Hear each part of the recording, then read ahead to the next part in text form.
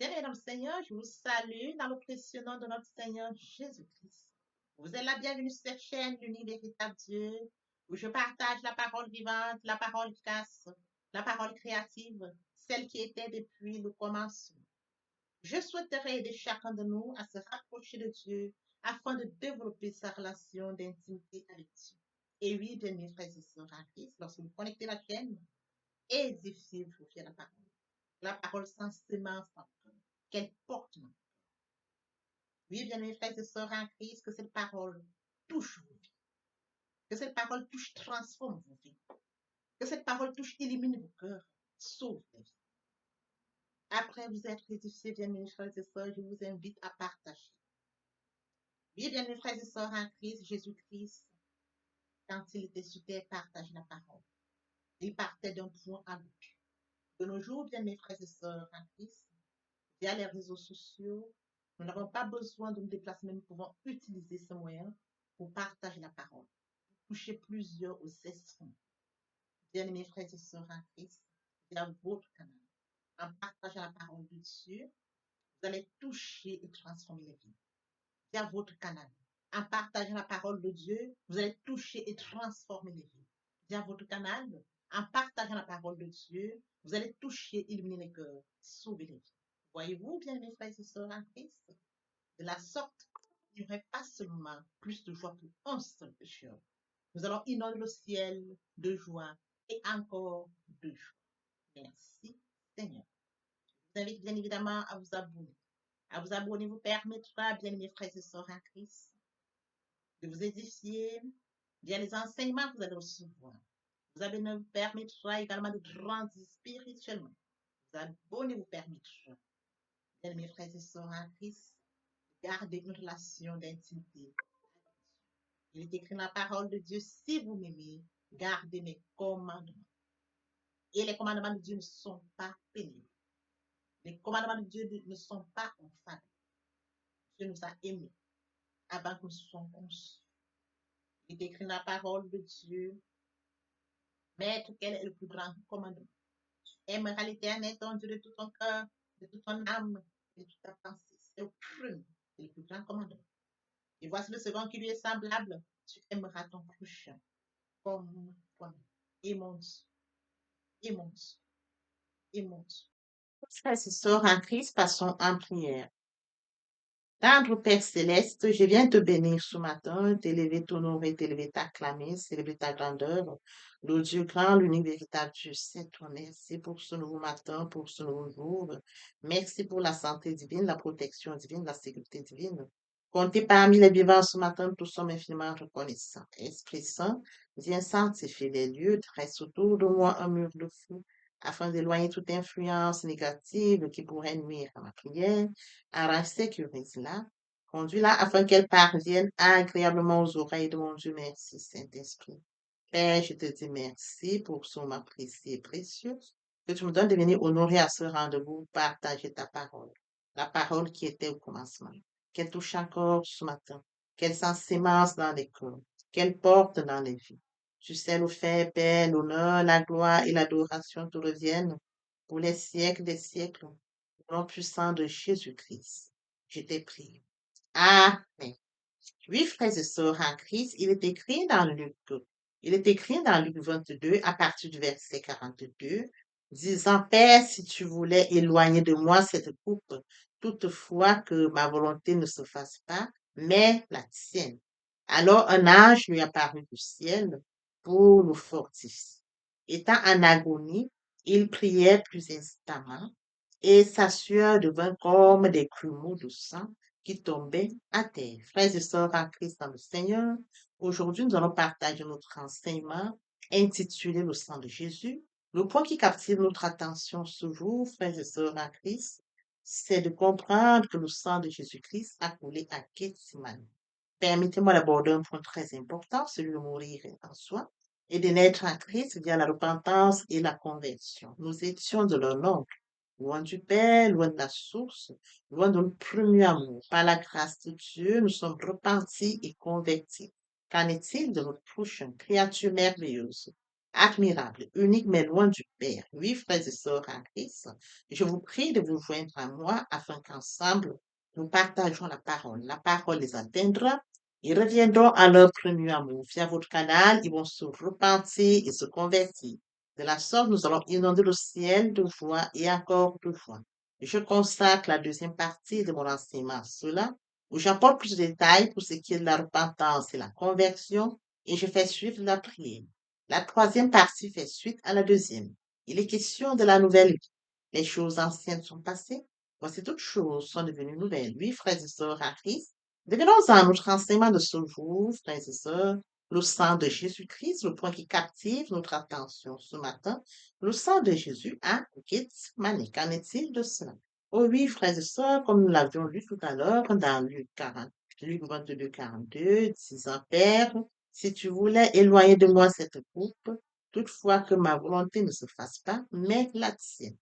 Alors un ange lui apparut du ciel pour le fortifier. Étant en agonie, il priait plus instamment, et sa sueur devint comme des grumeaux de sang qui tombaient à terre. Oui, frères et sœurs, il est question du Fils de Dieu. Il est question du Fils de Dieu qui est mort à Golgotha pour nos fautes, pour nos manquements, notre désobéissance. Oui, frères et sœurs en Christ, il demande au Père, il demande si le Père pouvait éloigner cette coupe de lui. Oui, frères et sœurs en Christ, il demande au Père s'il peut éloigner cette coupe de lui, mais que la volonté du Père se fasse et non la sienne. C'est alors qu'un ange lui apparaît, frères et sœurs en Christ, pour nous fortifier. Oui, frères et sœurs en Christ, étant même en agonie, il priait instamment, jusqu'au point où la sueur devint comme des grumeaux de sang qui tombaient à terre. Oui, frères et sœurs en Christ, qu'est-ce que cela voudrait dire? Il est question que nous comprenions, frères et sœurs en Christ, Jésus-Christ en agonie, c'est que le péché du monde va le séparer de son Père. Il sait que le péché du monde va le séparer de son Père pour une première fois de son existence. Il sait qu'il va être arrêté. Il sait qu'il va être accusé. Oui, frères et sœurs en Christ, il sait qu'il va être outragé. Il va être torturé. Il sait qu'il va être moqué. Il sait qu'il va être crucifié. Oui, frères et sœurs en Christ, il sait qu'il va donner son sang pour sauver le monde. Voyez-vous, son sang va couler pour l'humanité.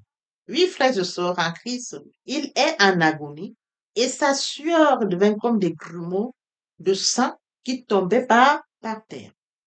Frères et sœurs en Christ, qu'est-ce que nous disent ces gouttes de sang dans la sueur de notre Seigneur Jésus?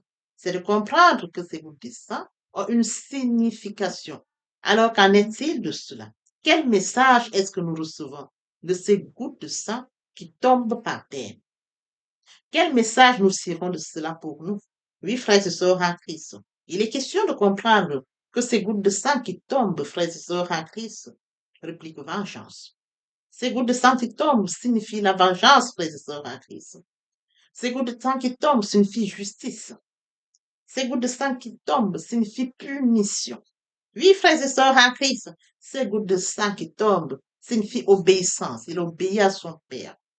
Ces gouttes de sang qui tombent signifient soumission. Il s'est soumis à la volonté de son Père. Ces gouttes de sang qui tombent signifient acceptation. Frères et sœurs en Christ, il accepte le plan et la volonté de son Père. Oui, frères et sœurs en Christ, il se met à la volonté de son Père au-dessus et au-delà de sa propre volonté. Frères et sœurs en Christ, l'agneau de Dieu pris dans le jardin de Gethsemane. Dans le jardin de Gethsemane, étant en agonie, il prit plus instamment, comme nous l'avions vu. Et sa sueur devint comme des grumeaux de sang qui tombaient à terre. Oui, frères et sœurs en Christ, Jésus est en agonie. Il sait que le péché va le séparer de son Père pour la première fois. Va le séparer de son Père pour la première fois de son existence. Oui, frères et sœurs en Christ, il sait qu'il va être arrêté, accusé, outragé. Il sait qu'il va être torturé, crucifié, tué. Oui, frères et sœurs en Christ, il sait qu'il va donner son sang pour l'humanité. Quel amour, frères et sœurs en Christ. À partir du moment où il accepte cela, Il accepte, frères et sœurs, la volonté de son Père. On voit l'obéissance. D'où l'obéissance, frères et sœurs, à la mort de la croix. Permettez-moi de lire Philippiens 2, 7, 9. Il s'est dépouillé lui-même en prenant une forme de serviteur, en devenant semblable aux hommes et ayant paru comme un simple homme, il s'est humilié lui-même, se rendant obéissant jusqu'à la mort, même jusqu'à la mort de la croix. C'est pourquoi Dieu l'a souverainement élevé et lui a donné le nom au-dessus de tout nom, afin qu'au nom de Jésus, tout genou fléchisse. Voyez-vous? Oui, frères et sœurs en Christ, après lecture de Philippiens 2, 7, 9, l'incarnation, il est question de comprendre que le Fils de l'homme s'est humilié. Il a obéi à son Père. Il s'est dépouillé lui-même de la forme de serviteur. C'est un serviteur. Il s'est dépouillé de sa forme de serviteur en devenant semblable aux hommes. Oui, frères et sœurs en Christ, il s'est humilié. L'humilité précède la gloire. Il s'est humilié, il a accepté la volonté de son Père à cause de nous. Il s'est humilié, frères et sœurs en Christ, à cause de nous. Il a accepté d'être crucifié. Il a accepté de perdre sa vie. Oui, frères et sœurs, d'être torturé à cause de nous. Oui, frères et sœurs, l'œuvre de la croix ne doit pas être peine. Nous devons nous souvenir de Gethsemane. Oui, frères et sœurs en Christ, des gouttes de sang, des grumeaux. Oui, frères et sœurs en Christ, les gouttes de sang de la sueur de Jésus nous parlent de l'obéissance et de la soumission. Il a obéi à son Père, il s'est soumis à son Père. Oui, frères et sœurs en Christ, il nous appelle à suivre son exemple. Nous devons suivre l'exemple de Jésus-Christ. Jésus-Christ apprend à ses disciples à prier que ta volonté soit faite. Oui, frères et sœurs en Christ, nous devons suivre l'exemple de Jésus-Christ. Jésus-Christ apprend à ses disciples à prier que ta volonté soit faite. Oui, Jésus-Christ apprend à ses disciples à prier comme mentionné dans Matthieu 6, 10, que ta volonté soit faite. Oui, frères et sœurs en Christ, il s'est humilié, il a accepté pas ma volonté, Père, mais la tienne. Il s'est soumis à la volonté de son Père. Alors, frères et sœurs en Christ,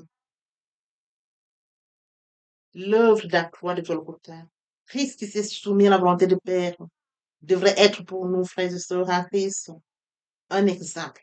Nous devions copier cela. C'est le sang de Jésus-Christ qui a coulé à Gethsemane, a coulé pour nous.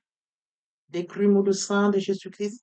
Oui, frères et sœurs en Christ, le sang de Jésus-Christ a coulé à Gethsemane.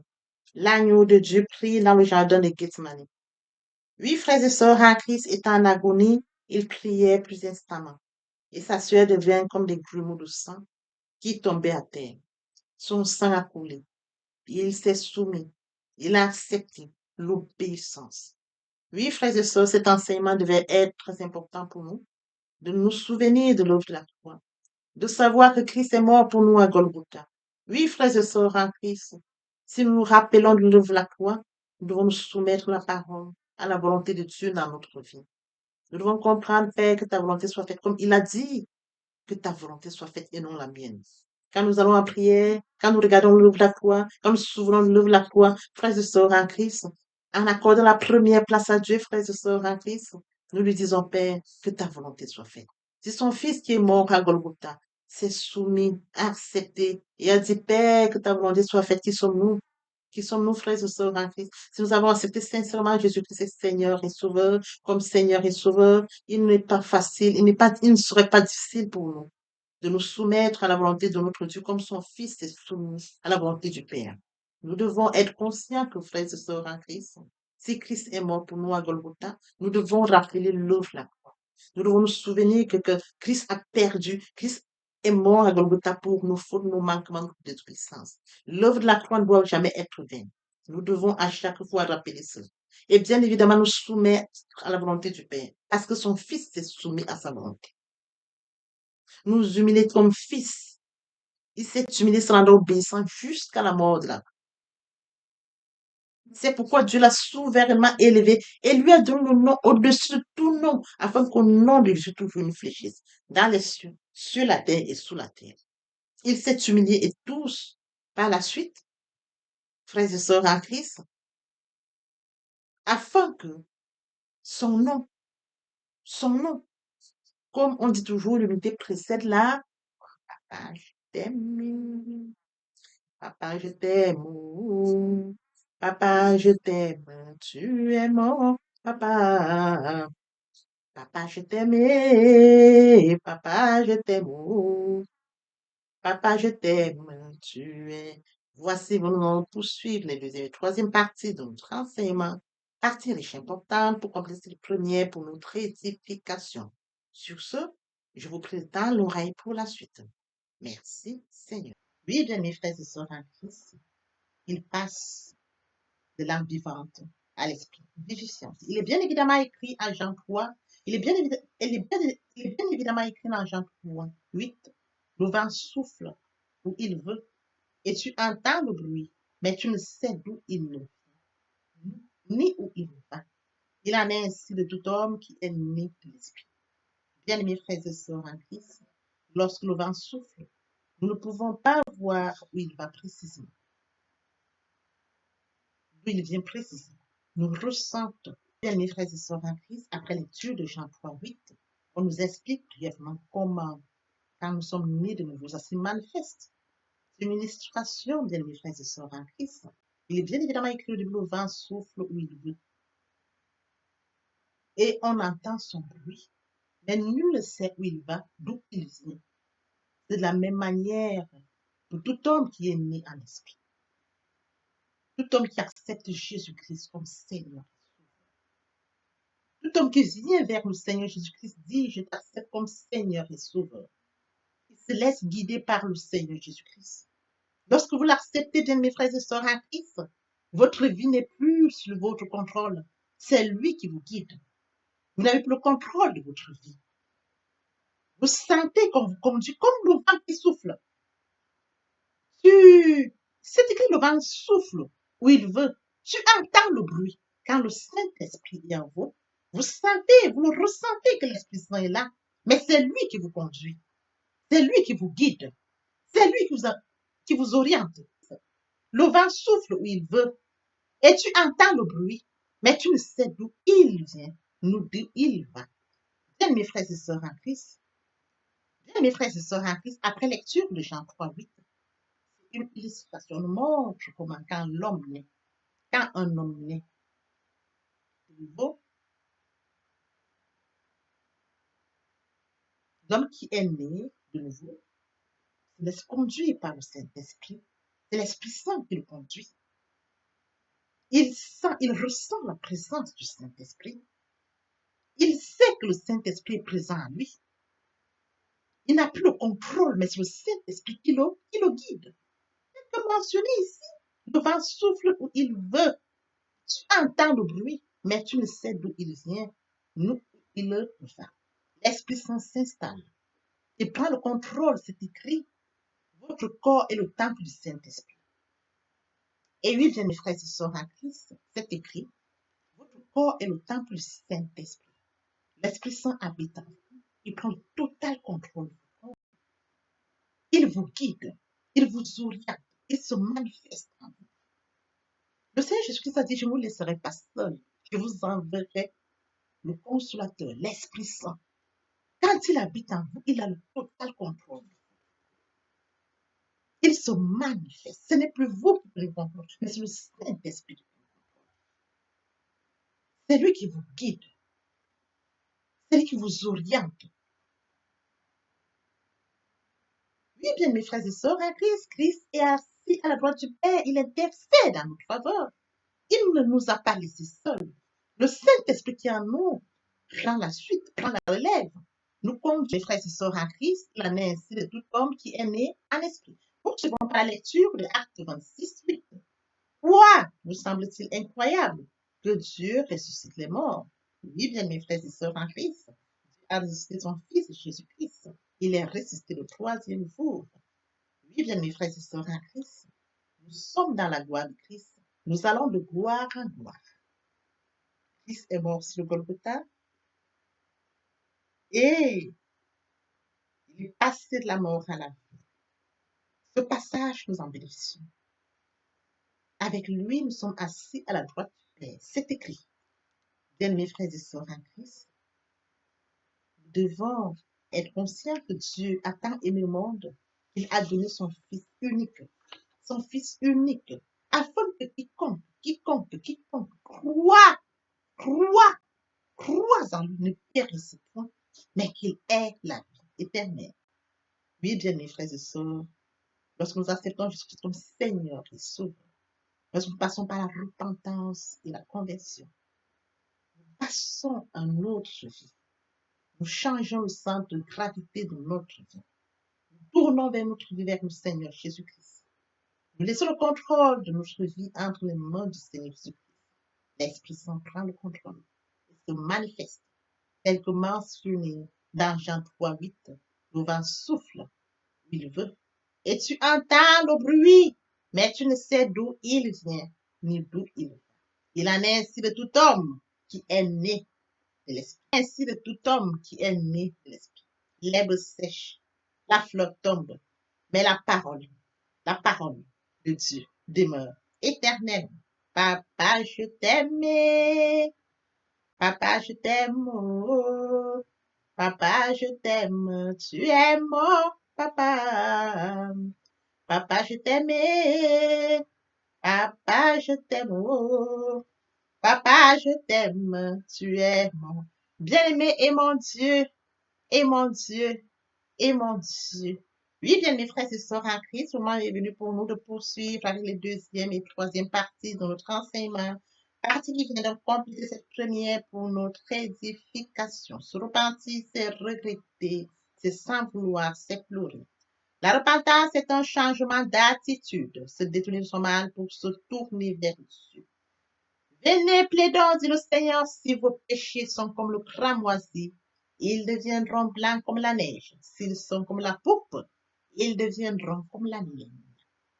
Se convertir, c'est le fait de déplacer le centre de gravité de ma vie ancienne vers mon Dieu. Se convertir, c'est de croire en Jésus-Christ. En un mot, nous pouvons dire que la conversion accompagne la repentance. Lorsque les cœurs se convertissent, le voile est ôté. Or, le Seigneur, c'est l'Esprit. Là où est l'Esprit du Seigneur, là est la liberté.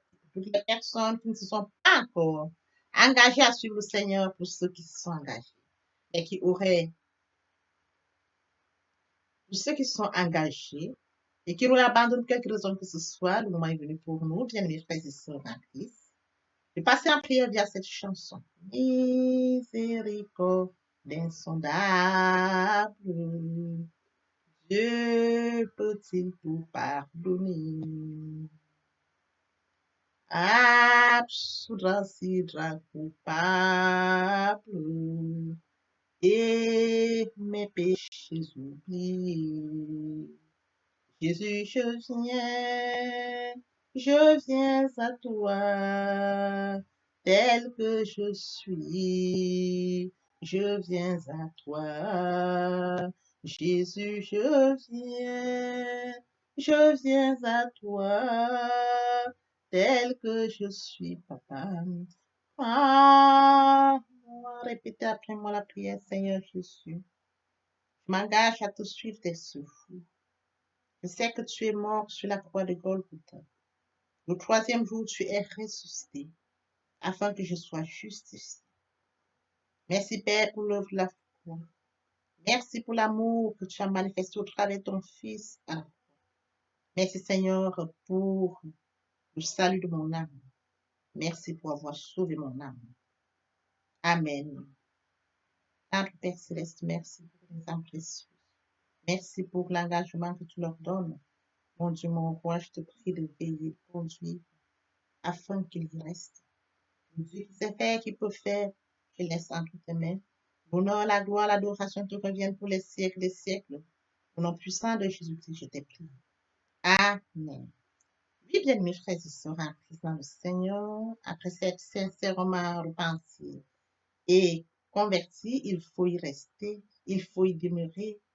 Comment le faire? Premièrement, invoquer le Saint-Esprit. L'Esprit Saint prendra contrôle durant la méditation. Poursuivra la lecture du verset ou du texte qui servira d'appui durant la méditation. Matthieu 4:4, l'homme ne vivra pas seulement de pain, mais de toute parole qui sort de la bouche de l'Éternel. Méditer la parole, c'est l'approfondir, c'est la mûrir, c'est aller en réflexion profonde.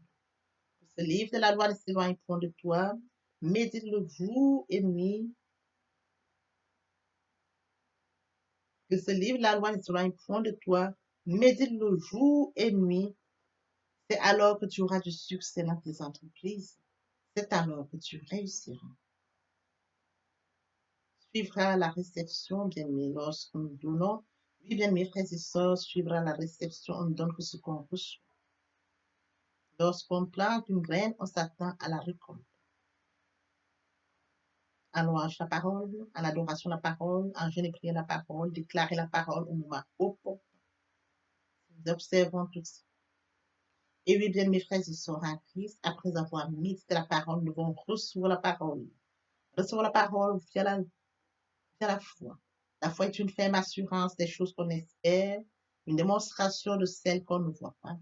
La foi vient de ce qu'on entend. Ce qu'on entend vient de la parole de Dieu, de par conséquent. La foi vient de la parole de Dieu. Recevoir la parole via l'obéissance. L'obéissance veut mieux que le sacrifice. Et l'observation de sa parole veut mieux que la rébellion. Après cela, bien aimé, il faut mettre en pratique la parole. On donne tout ce qu'on reçoit.